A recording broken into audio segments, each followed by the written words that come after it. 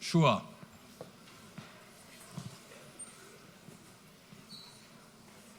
How was it? Yeah, here.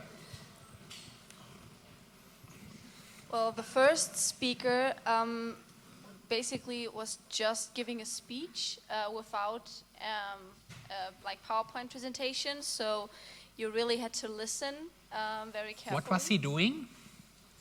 He was giving a speech. He was just talking. You can different ways. I'm giving a speech now, if you want. I'm talking to you. What did he do? Well, he was presenting a topic to us. Any other observation to add on? Yeah, just give the mic to the front. Shh. He was just reading out loud a text he prepared before. Okay, so he was reading a text. So there was a pre-written English language text, and Carsten Prosta was reading out that text. Okay, what was the second person doing?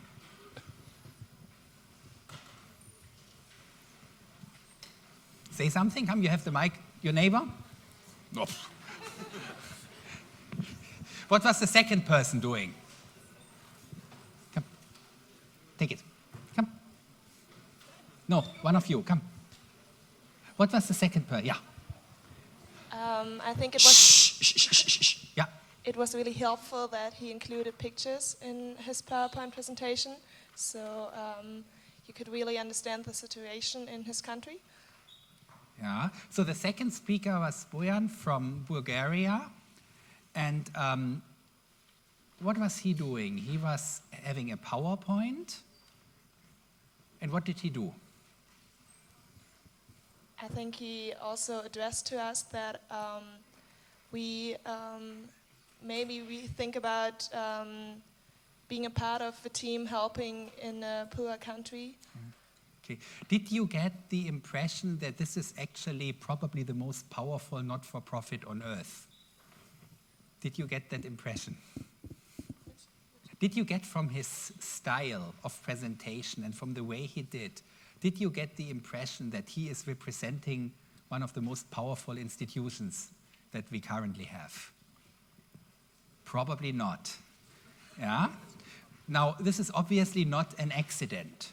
So we had a politician, an administration member, who was very carefully choosing each and every word, consciously about not deviating one word from his text. And when I had asked him to please shorten, he would still stick 100% to the pre-agreed, pre-approved text. Wouldn't even make a cut, knowing that he is running 8 minutes over time. So, then there was a second gentleman who comes from a civic society organization that indeed has had tremendous input in Europe, has been tremendously impactful. They are behind probably the only institution that made Roma in Bulgaria a real issue and run successful programs in integrating that. The one sentence that's on it is, the Roma program is still running and it's not yet working completely. So there is a different approach. What did the third person do? Somebody wants to say something? Isn't that interesting? Between the lines? Yeah? I remember that when he was running out of time, he just cut the topic. He was just like, okay, I told you everything. That's fine. So what did he do and how did he interact with you? He was always explaining his points on the PowerPoint presentation. Yeah. He was speaking very freely, and fluently. Yeah. So he was very much telling his personal story and his personal belief, and he was making the point that actually what he does is his personal passion and the thing he came up for here to speak to, he believes in. While Bojan was very much stepping back and saying it's actually society doing it, we are just carefully enabling. And the politician was really trying to ensure that he wouldn't say one word that isn't agreed upon, so to actually, under any circumstance, prevent conflict. So it's interesting to ask yourself, when you have speakers, where do they come from? Why do they present the way they present? And what do they actually say is often a reflection, a double-sided reflection of that. So let's get into quickly analyzing what has been said and what has been done. Is there any team that would like to volunteer briefly presenting? Wow, 2, 3 teams. Cool. So now we start at 4 o'clock. Come on.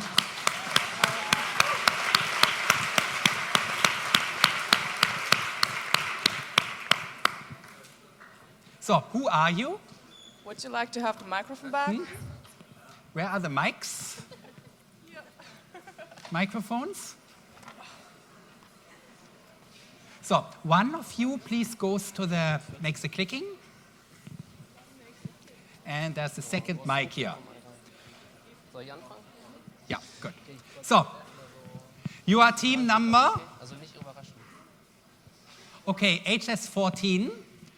So what I propose we do, we have that triangle, and I would propose that 3 different people actually present each corner. Yeah, and then the rest jumps in.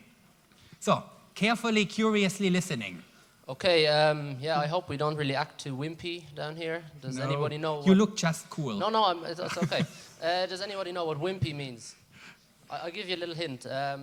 Did anybody watch Circus Halligalli yesterday? Raise your arms. Who watched Circus Halligalli? Do you know what wimpy is? Okay, lauchig. Okay, also. Okay. Okay. So I start with the civic rights, the NGOs. Can you scroll down? So this is a little bit further down. Yeah, here you are. Stop. Okay, so we've got a little introductory text to the role of the NGOs.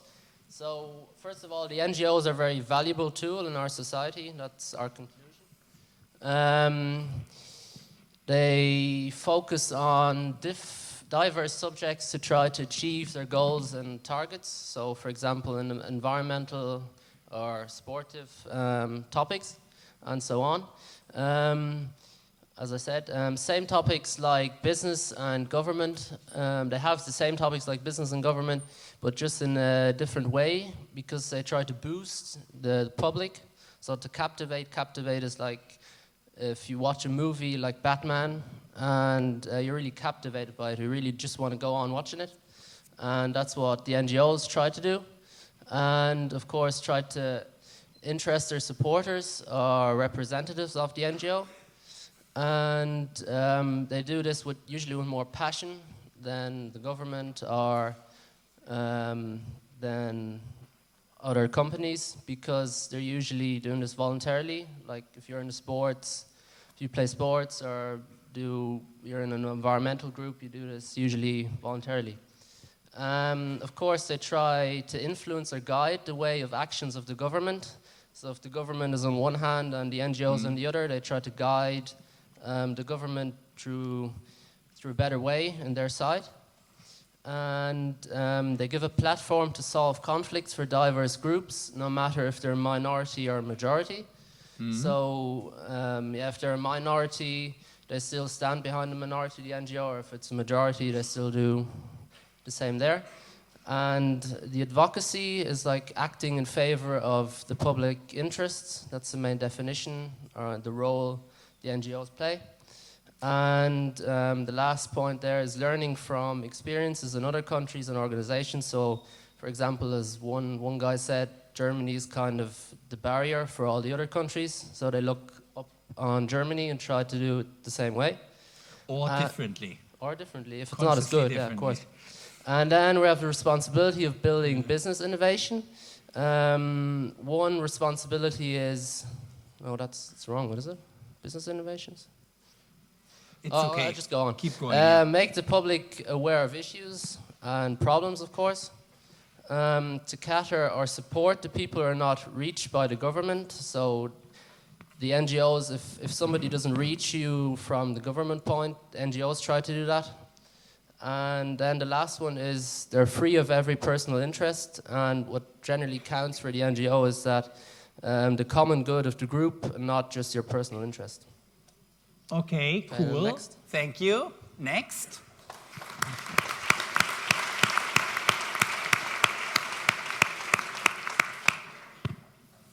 The business innovation. Okay. Yeah. So this is Matja. Matja, are you here? Somewhere? No. Okay, go ahead. Okay. So what is innovation? So we all are the innovation, how we live our lives with all the smartphones and the houses we live in. So without innovation, we wouldn't be where we are now. We would be. It's the difference between animals and us human beings. Ooh. Okay, careful. Yeah. And so it shows the importance of innovation businesses. And okay, the big challenge and the responsibility of those is to fill the gap between the scientists who start all this and the industry at the end. So to fill this gap, those skills we have to bring them together, and the result will be that the identifying of the market potential will be much easier if we bring the skills from those two groups of specialists together. And we had this great example also for a chain reaction with the Ford mass production. That it's also, if we have innovation, there will come new jobs because it starts with the mass production, and he told us 20 years later, there were lots of highways, but there are people who built these highways, and this chain reaction is very important for our society. And so many people from many different social parts earn a lot from the innovation, and also it influences how the government works when more people have jobs to pay their taxes. Okay, let's go on. Okay, cool. Next one. Public policy, that's probably the most difficult one. This was our lecture.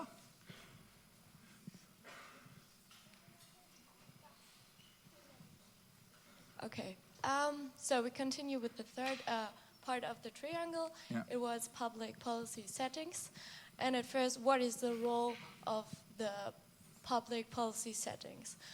We said, like, I don't really remember his names, the man from the first.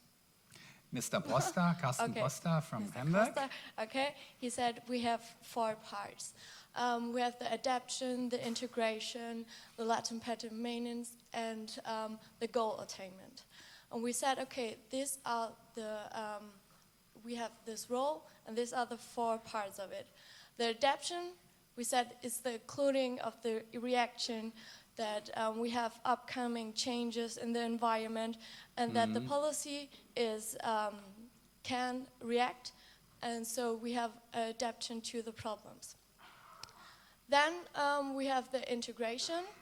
The integration should promote that the society sticks together, and also that everyone is included and everyone can participate in the society.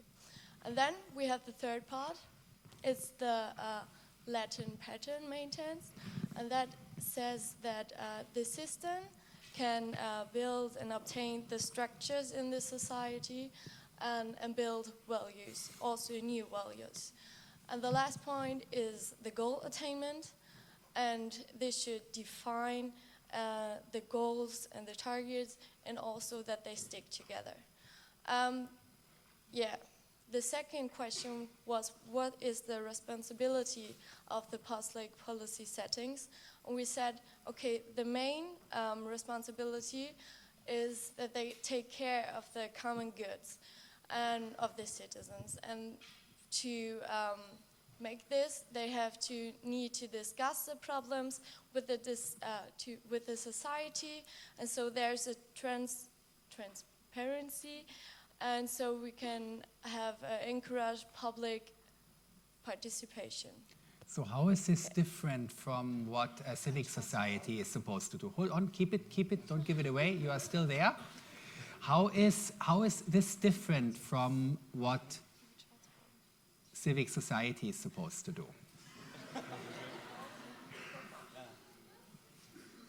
Keep going. She feels a bit better right now. Maybe my team can answer the question. You may repeat it. Now, we have written here, it is the responsibility to take care of common good of citizens. Almost the same sentence was written up when we were talking about civic society. But there's a big difference. Anybody else can answer that from the team of the Hook for a second? What's the idea? Yeah. Hold on, do we have a second mic? There's one more mic. Just let somebody else try. Yeah. I think while the public policy settings usually have to try to balance the well-being of everyone, in the organizations usually aim at a certain group of people that they support, or a certain group or animals or anything, or the environment. So they have one goal and they do everything to achieve this goal, and maybe even try changing the laws to fit what they want to reach. And while the government has to see that everything is in balance, that everyone gets the same amount of support, and that there's an equality. Yeah. So basically, advocacy groups have to build an argument for something many people believe in. And public policy setting is to hear these arguments and balance and find a consensus for society that everybody can live with.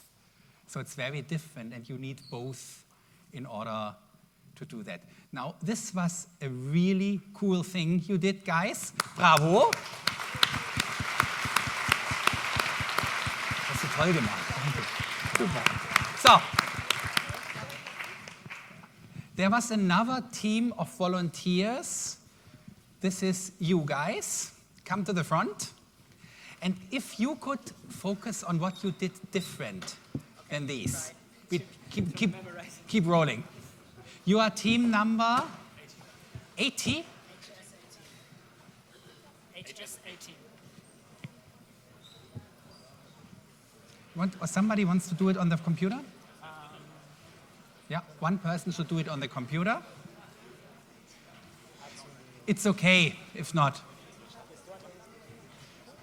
However you guys do it. So,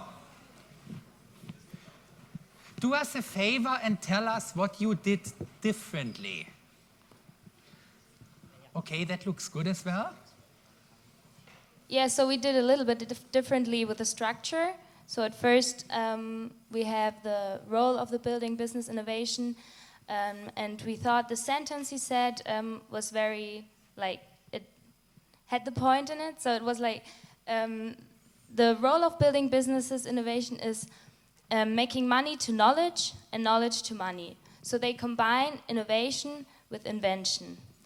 And then we have a short, we explained what is invention. Invention is the creation of a new idea or the development of a concept. And innovation is bringing the idea practically to the market. And then we thought we could make an example, because he made another example, and we thought we could make an example that is more with our topic for the demographic change. Yeah. So we thought of the innovation of a hearing aid. And what are the tasks that the business innovation, the building business innovation has to do? At first they have to check the knowledge and analyze the market for it. Yeah. And then they have to do research to development the hearing aid further, or to development different parts of, or different aspects. For example, integrated solar systems was an idea, or better batteries. And then medical, engineer, business, and design experts, and maybe also surveys should work together to create the best possible hearing aid. And in order to do that, it is necessary to educate and train new experts and to provide the investment so that the companies can use the money to innovate this hearing aid. Okay. And then we said the responsibility of the building business innovation is to build large networks so that they don't only think of their own profit, but they think of the higher good, so that it's possible to work on and adopt ideas and optimize the implementation. So if many people are thinking about a problem, then there are new ideas. If just a small group of people are thinking about a problem and don't want to tell others their idea because they think, maybe they will steal the idea and they will make the big money, then it can't work. So we thought the main question is if the product has a potential to be valuable for the whole society or for a large group in society, or if it just means profit for few people. Usually, if it's only profit for a few people, it doesn't make sense to do it in the first place. So that's one of the good things, how this balances. So for everything, Rino can talk a lot about that problem in vaccines a little bit later. Cool, very good. Very good. Any other point you want to stress? Yes, go ahead. Okay, I'd like to add some things on the civic activation.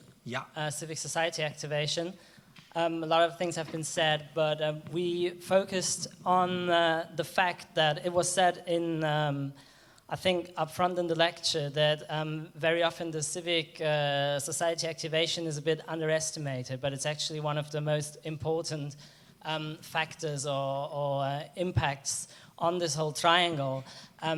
We figured that this is because, we like this very much with that it stands at the core of democratic society and that it's a mirror for the diversity of society, and as thus has this large impact on the triangle because it actually reflects a large number of people in the society, because we have a lot of people organized in some way or the other.